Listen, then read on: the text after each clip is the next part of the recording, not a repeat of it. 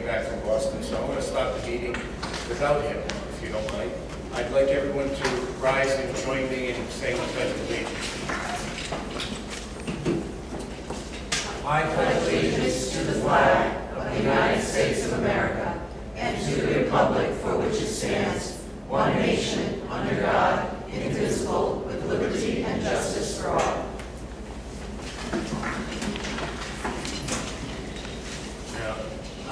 Karen, as you said, we actually have people here tonight, so is there anyone that's asked to speak or not? No. So then let's start off with the thing that we truly enjoy the most, and I believe we have some people to recognize tonight. We do. So why don't we start with that?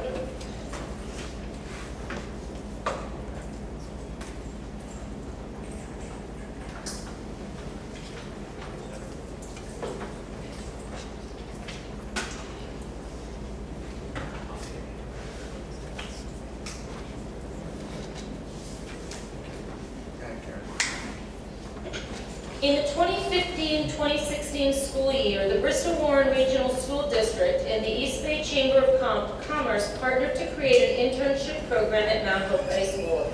We would like to thank the following students for their participation in the program and to also express our appreciation to the business partners who graciously opened their doors and welcomed the opportunity. Student participants: Joshua Aruda,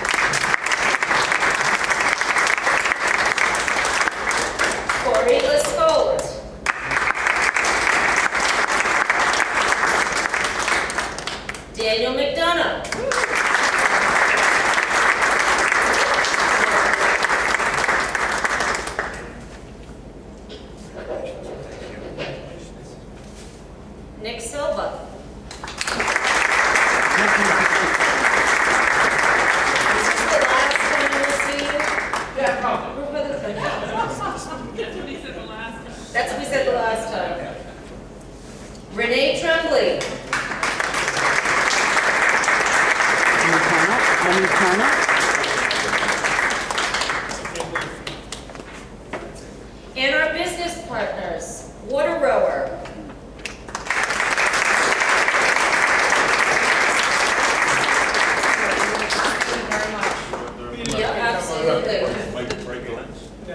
Thank you very much. East Bay Manufacturing,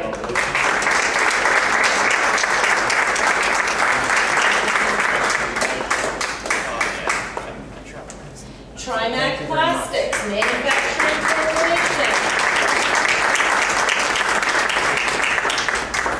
and Jade Engineered Plastics.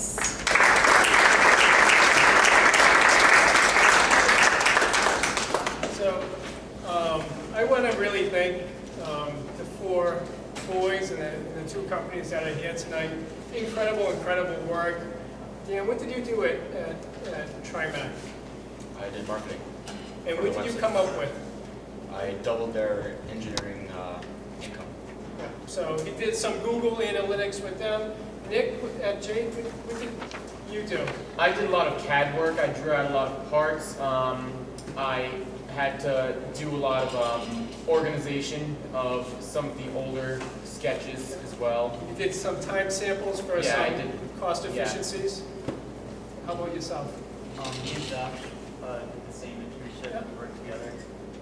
We worked with the engineers to use Excel to sort of compile data that they were finding about temperature readings in the composites.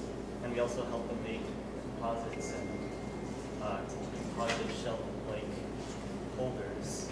And we kind of just helped them with whatever they had.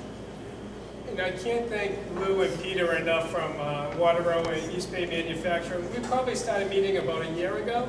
Yes. Really to design the program about mutual expectations on how it's going to be beneficial for the students, but also for the businesses. Without their vision and their leadership, I don't think this could happen. So thank you very much for being outstanding community partners. This is just a little token of our appreciation, but I think this was a successful year one, and I can't wait for year two and beyond. So thank you for being invested community partners. Thank you.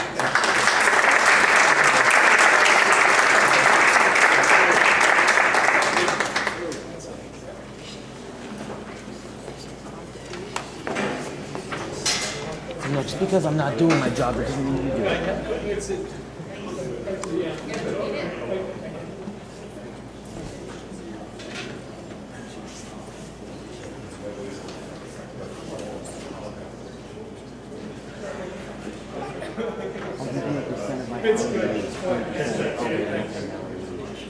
It's always nice to celebrate the accomplishments of the school district. So again, I want to thank everyone for what they did and help make our inaugural year of the internship and partnerships work out well. Mr. Silver? Yes. Just because he wasn't recognized and he's in the back, Mr. Garrity, who was a teacher at Mount Hope High School, really was instrumental. We recognized him earlier in the year, but he's here tonight. But you can see how he's talking to Peter in the back of the auditorium or the cafeteria. And this is what he's been doing for the last year out in the community, making those partnerships, personalizing the experience. So we couldn't do it without the business partners. We also couldn't do it without Ryan Garrity and Maureen Gardner. Thank you, Ryan.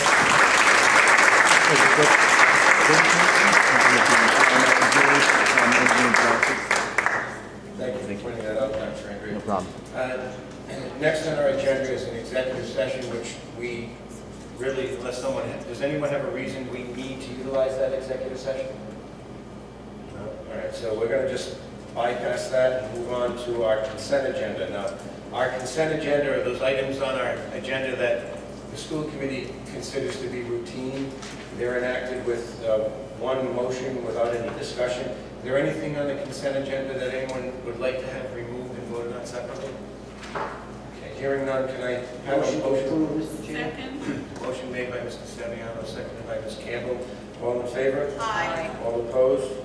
The ayes have it. Mr. Chair, I move that we seal the executive session minutes of June 27th, 2016. Is there a second? Motion made by Mrs. McBride, seconded by Mr. Saviano. All in favor? Aye. All opposed? The ayes have it.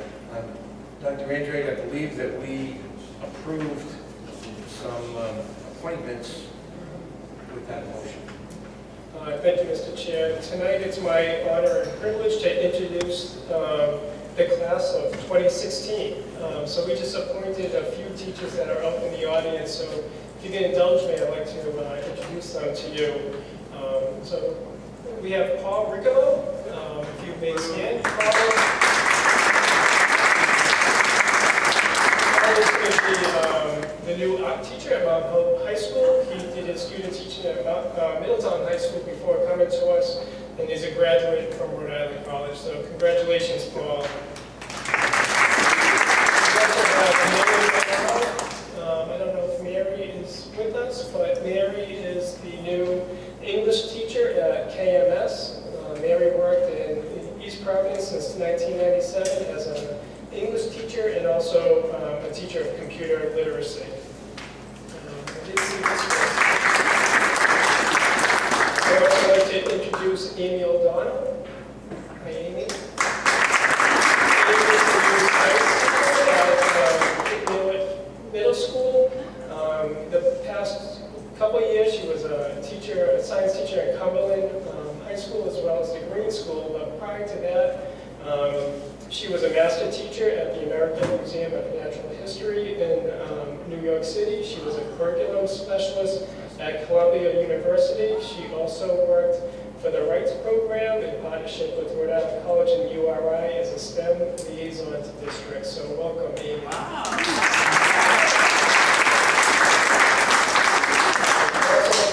Introduce Carrie Kratzik. Sorry, Carrie. Carrie has worked for the Providence School Department as a STEM teacher, leader for the last number of years. She also was an instructor at URI's Science and Engineering program for urban students, and just a ball of energy. It's just can see it beaming from her. So we know she'll have the kids engaged at the STEM program down at KMS. So welcome, Karen. We'd also like to introduce Shelley Marshall as a social worker at Colton. Shelley has an extensive background with DCYF. She has a master's of social work from BU and coursework from Rhode Island College and Providence College. So welcome, Shelley.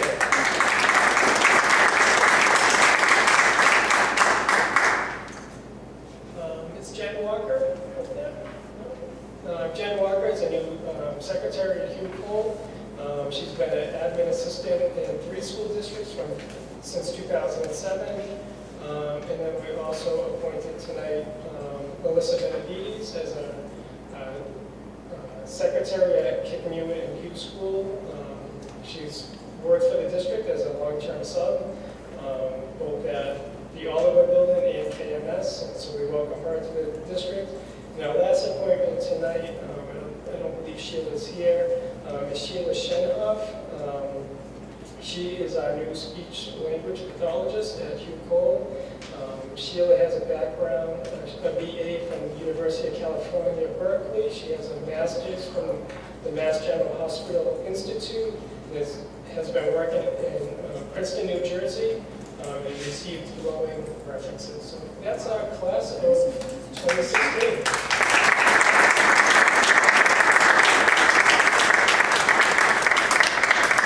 On behalf of the school committee, I just want to welcome all of you and wish you good luck. Let you know that this group, our belief is we're here to help. So if there's anything we can do, please come to us and we will help you, along with Dr. Andrade and the administrative team. Thank you. So moving on, recommendation 2016-48. Recommendation 2016-48, the school committee, upon the recommendation of the superintendent, accept the bid for the Cateris Steps project. Motion to approve, Mr. Chair. Second. Motion made by Mr. Saviano, second by Mr. Odell. Any discussion? Yes, members. What is the add alternate? I'll have Do you know what it is?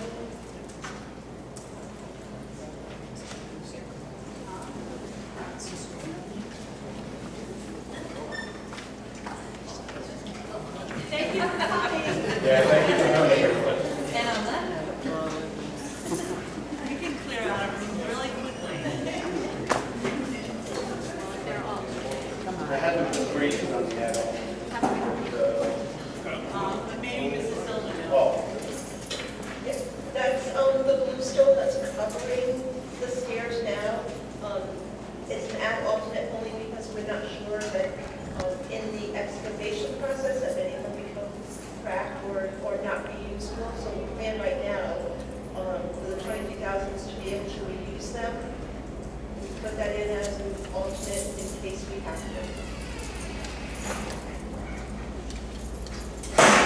My only, I don't know, this is much less than I ever anticipated, even with the add alternate. I just want to make sure that they keep as much of the bluestone as possible. Sometimes when we throw an alternate in there, there's no impetus to save it because they can put new bluestone back. So I hope that will be paying attention to. It's our intent to ensure that they return as much of it as possible, given the historic significance of it. And did we check with HCC or are we fine on that? Okay, thanks. are there any other questions? What do we know about this company, being that they're the only Have you vetted them? group that, I haven't been briefed on it. I'd be speaking. Yeah. He left you hanging tonight, huh? Yeah, a little bit. Yeah. Mr. Simmons did check their references, and they've done a lot of work in districts throughout the state. And they can be done by the end of the summer? Yes. Any other questions, Mr. Saviano? Mr. Chair, there are not many companies that do this kind of thing, especially because of the fact that we they have a tendency to break without any abuse or anything like that. So there's a lot of liability involved and everything, and that's, I think, the reason why we didn't get a number of bids. Thank you, sir. Any other questions? Mr. O'Donnell? Yeah, thank you, Mr. Chairman. If perchance they can't use the bluestone, who actually gets possession of the bluestone they can't use? There is nothing in the document, so I'm sure we can have a conversation with them. The bid specs didn't say what happened with it, so I'm sure we'll have that conversation. I would just hope that we're only billed for what we use, up to 7,000. So if we only use 1,000 of it, then we pay them 1,000. I'm sure George will keep a good eye on that. Yeah, you got that? Yeah, my point is that, companies will carve something away as we can't really use this, but it's usable someplace else. We can use it someplace else. Why would we use it? We'll make sure that someone has a conversation with George to see if there's any place else in the district that any broken bluestone or even, something can't be utilized sufficiently, where they may be able to be placed somewhere else in the district that we can utilize. Mr. Chair? Yes. That other place would be called school. It may be or it may have something to do with the new gardens and things they have around the terrace as well. You don't know. They may need it or be able to utilize it in the gardens and areas that they've just put there. Any other questions or comments? Hearing none, all in favor? Aye. All opposed? The ayes have it. Moving on to subcommittee reports and initiatives, budget facilities. We have a meeting next Monday night are we still meeting at 6:30? I assume we are. At 6:30, and we just have various items having to do with summer projects and some of the other small things that are going on. Nothing major at this time. I just want to let everybody know I'm not running for office, but I'm going to mention this every opportunity I can. I want us to pay attention to the columns at Colt School. We can use, I believe, the fund for that to be done. It was supposed to have been done when we first were renovating the Colt School, and we've got that wire netting holding the column tops up for a long time now, and I want to make sure that it doesn't get off our radar screen, please. Well, I had a discussion with Mrs. Campbell about that and let her know that I had brought it up and that it is due to be on our agenda, and you should have it already plugged as one item. That is a big item in its entirety, but we have to discuss how to go about doing it, and George was charged with looking at that. So we're moving on it. If I may, I had a conversation with the Bristol Town Council already, so they're just making sure that we shore up the process of how to request it, and then it's already on their radar. So they're looking for that project, and they were happy that the Colt Fund wasn't utilized this year, so that they're seeing the school committee look at the Colt Fund is not on.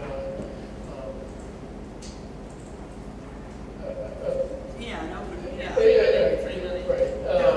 But really judicious in the projects that we're selecting. So we had this conversation on the 4th when we were sitting underneath the facade. So they noticed it as well. I think at the time when we were talking, when we were renovating, there was someone went up there and actually tested it, and the marble is so deteriorated that touching it actually becomes part of your hands, and that's why we put the chicken wire and netting up there. So it's time, I think. Yeah. So just to reiterate, the Bristol Town Council is just looking for a policy or procedure for how we would utilize the Colt Fund and the terrace fund. So it's a process. I'm going to have a meeting with Mr. Cloro, and then we'll bring it to the policy subcommittee. I just want to make sure that I understand what you were saying. So you were saying that the town council wants to make it clear that it's not going to be an open checkbook to use the COLA funds for. There's just a process in place, so that to make sure the school committee has a voice in approving what projects will go before the town council. If you remember, Karen, when the last project at Cold School took place, that the Cold funds were utilized. Yes. It became an issue as to who has the ability to request it and whatnot. And at that time, the school committee asked the superintendent to get together with the town council to sit and discuss a process so that both the council and the school committee were involved. And I think what Mario is referring to is that before this request gets made and the funds get given out, the chair of the town council wants to ensure that there is a process and procedure set up already on how the funds would be released and requested, and by whom.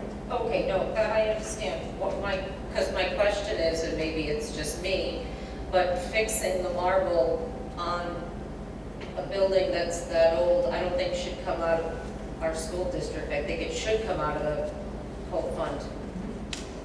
Nobody's. Oh, all right, okay. That was a question. Okay, sorry. Okay. The question came That's up, the question was around the process of how, okay, all right.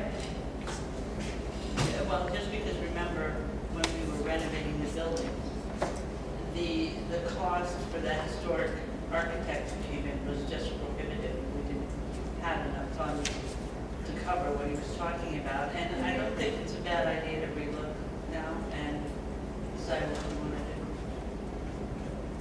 No, I'm not disagreeing that it needs to be done and completed. I just feel at this point, if they can take money out of the COLA fund for turf, they can take money out of the COLA fund to fix the columns. I think it will happen.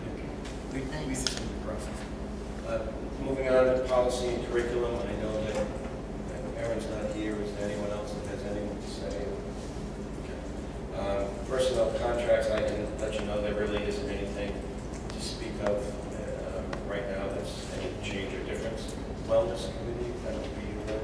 Yes, I did give everybody a review of Chartwell's activities throughout the year for you to see.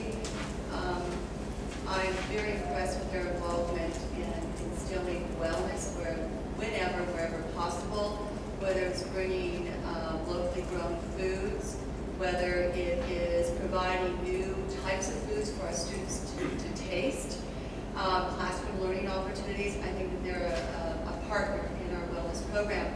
And one thing that's interesting, and I have some photographs that maybe I can share with you at another time. In September, we had a delivery of corn for all of our students, and some of our students participated in chucking the corn, and they had never done that before. And many of the students also had never even had corn on the cob. So it was really a learning experience for them, and it was a very positive one at that. I do want to acknowledge our Wellness Committee members for their interest, their participation, and dedication to advancing wellness within our district.